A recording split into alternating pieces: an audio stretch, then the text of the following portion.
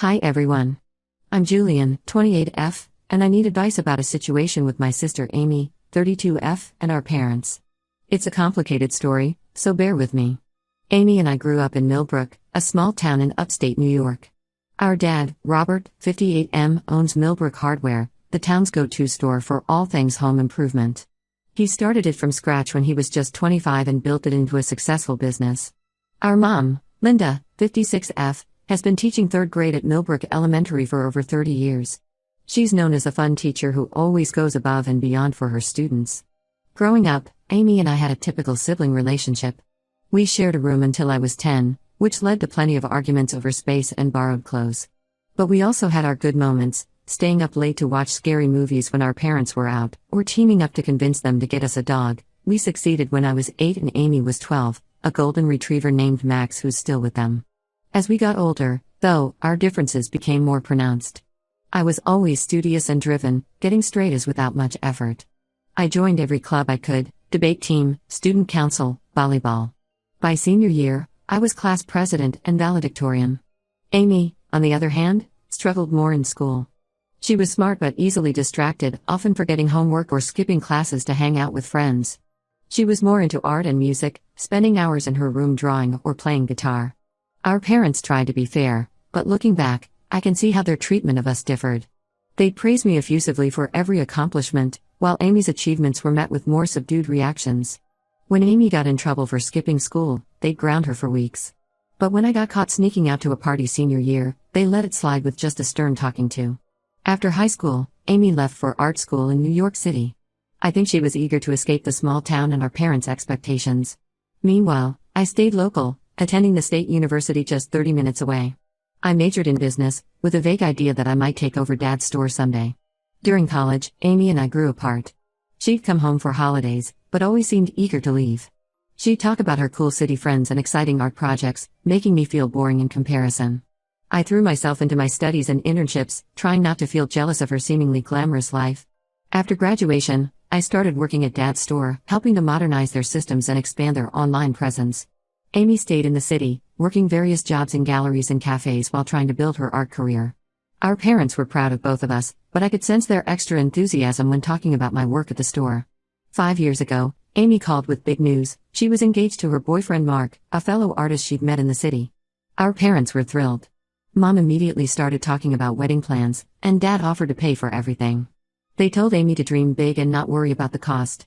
The wedding planning consumed our family for the next year. Mom and Amy were constantly discussing flower arrangements and seating charts. Dad seemed happy to write checks for whatever they wanted. The final event was at a beautiful vineyard upstate, with 200 guests, a live band, and a 5-course dinner. Amy looked stunning in a designer dress, and everyone said it was the wedding of the century for our small town. A year after Amy's wedding, I got engaged to my boyfriend Jake. We'd been together since college. He works as an accountant in town. When we told our parents, they seemed happy but not nearly as excited as they'd been for Amy. There was no talk of them paying for anything. Jake and I decided on a smaller wedding, thinking it made more sense financially.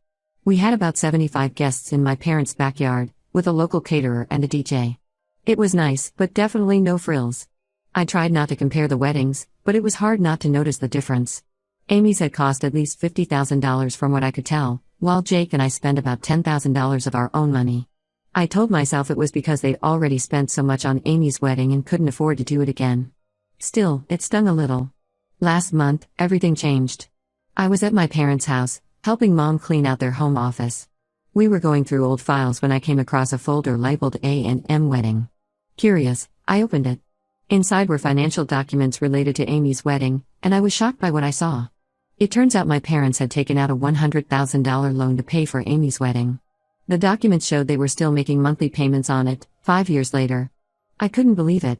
They'd gone into serious debt for Amy's wedding, then claimed they couldn't help with mine at all? I confronted my parents right then and there. At first, they tried to brush it off, saying it wasn't a big deal. But when I pressed, they got defensive. Mom said Amy needed the boost more than I did. She talked about how Amy had always felt second best growing up, and they wanted to do something special for her. Dad chimed in, saying they would have helped with my wedding too if Jake and I had wanted something bigger. I was furious. I told them it wasn't about the money itself, but about the blatant favoritism and dishonesty. Why did they feel the need to lie about the wedding costs? Why offer to pay for everything for Amy, but nothing for me. I said I felt betrayed and manipulated. Their reaction made things worse. Mom started crying, saying I was trying to ruin Amy's happiness. Dad got angry, telling me I was being selfish and ungrateful. He even suggested that my jealousy of Amy was exactly why they had favored her with the wedding, to try to make up for my attitude toward her over the years. I left their house feeling hurt and confused. I called Amy to talk about what had happened, but she took our parents' side. She accused me of snooping and trying to cause drama. She said I was just bitter that her wedding was nicer than mine, and that I should be happy for her instead of complaining. Jake has been supportive but doesn't fully understand why I'm so upset. He thinks I should try to patch things up with my family for the sake of peace. But I don't know if I can get past this level of favoritism and deceit. I'm at a loss for what to do next. Part of me wants to demand a full explanation from my parents and an apology. Another part wants to cut off contact entirely. I'm worried about damaging my relationship with Amy even further, but I'm also angry that she's dismissing my feelings. Am I overreacting to this situation? Should I try to let it go for the sake of family harmony? Or do I have a right to be upset about the unequal treatment and dishonesty? How do I move forward with my family after this? Any advice or outside perspective would be greatly appreciated. Update 1. Thank you all for the supportive comments on my last post. Your insights and advice have been incredibly helpful as I've tried to navigate this situation. A lot has happened in the past 2 weeks, and I wanted to give you an update. After taking some time to process my emotions, I decided to try having another conversation with my parents. I hope that if I approach them calmly, we might be able to have a productive discussion about why this hurt me so much. So last Saturday, I went over to their house to talk things through. Unfortunately, it didn't go as I'd hoped. As soon as I brought up the wedding loan, my mom got defensive. She accused me of trying to ruin Amy's happiness and said I was acting like a spoiled brat. She insisted that they didn't owe me anything and that I should be grateful for everything they'd done for me over the years. My dad wasn't much better. He said that Jake and I make good money and didn't need their help, while Amy and Mark were struggling artists who deserved the extra support. He talked about how proud he was that I was doing well in life and suggested that their favoritism toward Amy was because she needed more help to succeed. I tried to explain that it wasn't about the money itself, but about the inequality and dishonesty. I asked why they felt the need to lie about the wedding budget and hide the loan from us. They claimed they were protecting Amy's privacy and didn't want me to feel bad. But that explanation doesn't make sense to me. Why offer to pay if they were going to hide the true cost? Things escalated when I brought up other examples of how they had always favored Amy, even before the wedding drama. I talked about how they'd praise her effusively for small accomplishments while taking my achievements for granted. How they'd been much stricter with me growing up, punishing me for things they'd let slide with Amy. My mom started crying, saying I was being cruel and ungrateful. My dad told me I needed to leave if I was just going to attack them. As I was walking out, my dad made a comment that stopped me in my tracks. He said, "Well, maybe if you were actually our daughter, we would have treated you the same." I was stunned. I asked what he meant by that, but he refused to elaborate, just telling me to get out of his house. I left feeling dazed and confused, my mind racing with possibilities. As soon as I got home, I called my older cousin Lisa. She's always been like a big sister to me, and I hoped she might have some insight into what my dad meant. When I told her what happened, she was quiet for a long time. Then she revealed something that turned my world upside down. According to Lisa, when I was a baby, my biological mother, my dad's first wife, passed away. My dad remarried my current mom when I was about 2 years old. She legally adopted me, but I'm not her biological child. Amy is their biological child together. I was speechless. Lisa apologized profusely for keeping this from me all these years. She said the family had agreed never to tell me, wanting me to feel like I fully belonged. She only knew because she overheard her parents discussing it years ago. After I got off the phone with Lisa, I immediately called my parents. I demanded they tell me the truth about my birth mother. At first, they tried to deny it, but eventually they admitted everything. They claimed they never told me because they didn't want me to feel different or unloved. But their actions over the years tell a different story. Suddenly, so many things about my childhood make sense. Why Amy was always treated as special and fragile. Why I was pushed to be perfect all the time. Why there was always an undercurrent of tension in our family that I could never quite put my finger on. I feel like my entire life has been a lie. All those times I felt like an outsider in my own family, I was right. I'm struggling to process the fact that the woman I've called mom my whole life isn't my biological mother. And I'm angry that this huge part of my identity was kept from me for 28 years.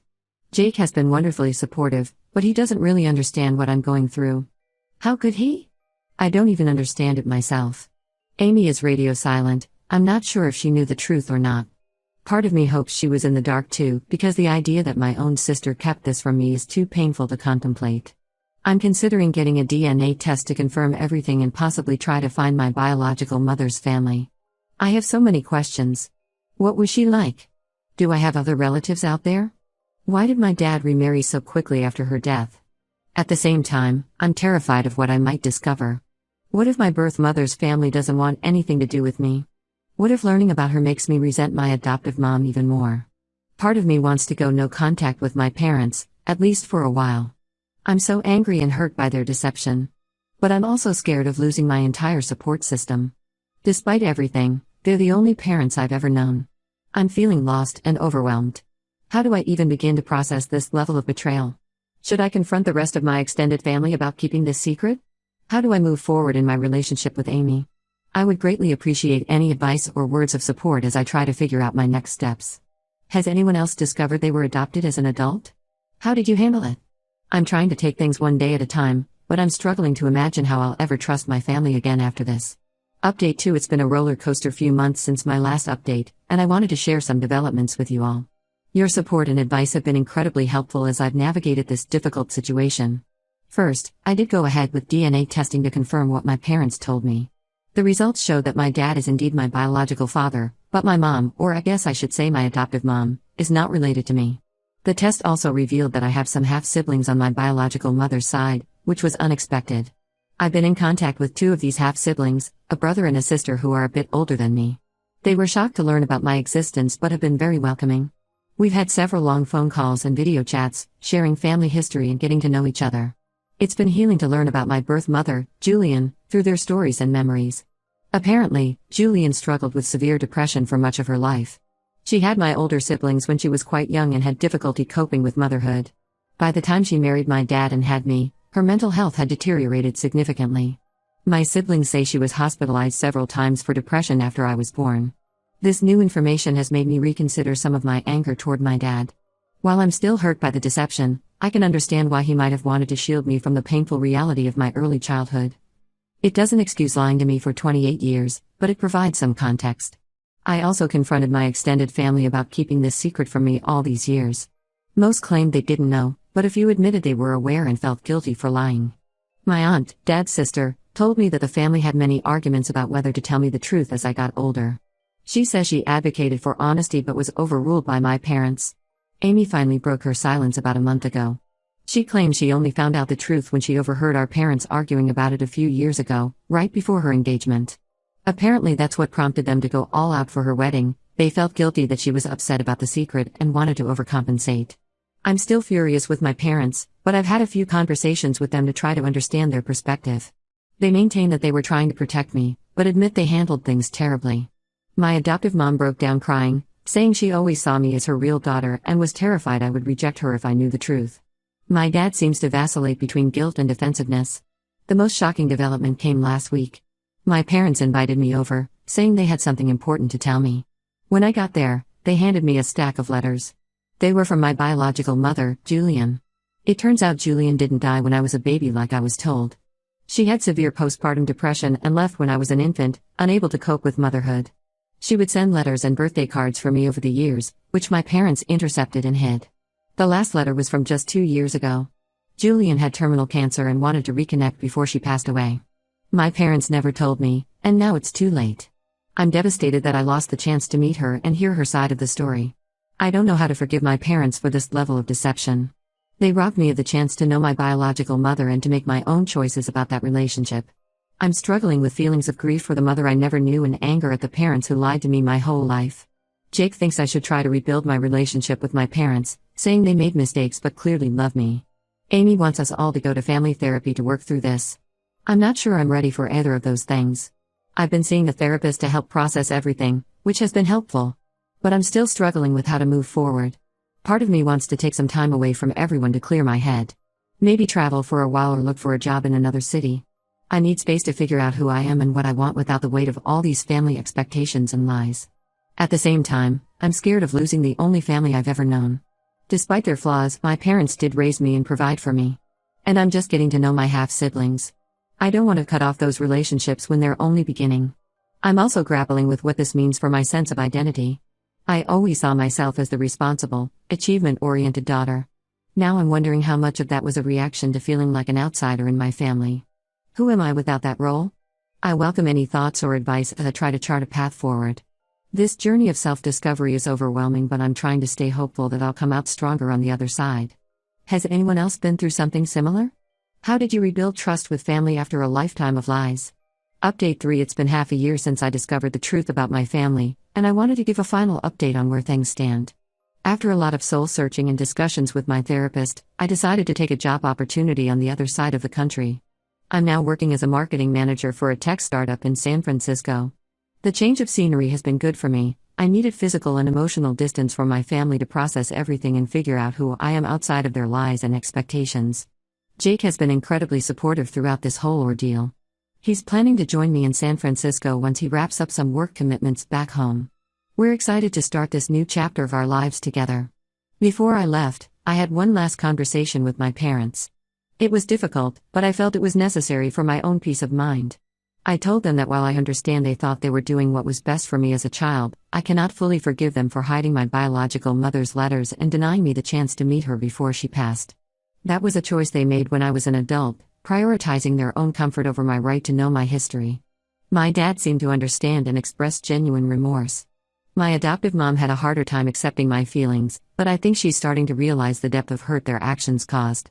We've agreed to go to family therapy when I'm back in town for holidays, which feels like a step in the right direction. I've decided to maintain low contact with my parents for now. We exchange occasional texts and have short phone calls every few weeks. It's not ideal, but it's what I can manage at the moment. I need time to rebuild trust, if that's even possible. Amy and I are slowly reconnecting. She's apologized for her initial reaction and seems genuinely remorseful about her role in everything. We're not as close as we once were, but we're working on building a new kind of relationship based on honesty and mutual understanding. One of the most positive developments has been building relationships with my half-siblings from my biological mother's side. My brother David and sister Emily have been incredibly welcoming. They've shared photos and stories about our mother, helping me piece together a picture of who she was. It's bittersweet. I'm grateful to have this connection to her, but it also highlights everything I missed out on. I've also been in touch with some of Julian's extended family. They filled in more details about her life and her struggles with mental health. While it's painful to learn about the difficulties she faced, it's also helping me understand my own history better. Therapy has been tremendously helpful as I work through my feelings of grief, anger, and confusion. I'm learning to embrace my complex family history rather than feel ashamed of it. I'm also working on setting healthier boundaries and advocating for my own needs, skills I realized I never really developed in my family of origin. The DNA test opened up some unexpected doors too. I discovered I have a talent for painting, something I never explored before because I was so focused on living up to my family's academic expectations. I've been taking classes here in San Francisco and find it incredibly fulfilling. I can't help but wonder if this artistic streak comes from Julian. Looking ahead, I'm cautiously optimistic about the future. This experience has been incredibly painful, but it's also given me the push I needed to take control of my own life and identity. I'm excited to continue exploring who I am outside of my family's shadow. Jake and I are talking about starting a family of our own in a few years. The idea is both exciting and terrifying given everything I've learned about my own family history. But I'm committed to breaking the cycle of secrets and creating a home built on honesty and open communication. Thank you to everyone who has offered support and advice throughout this journey. Your kindness and perspective have been a lifeline during some very dark times.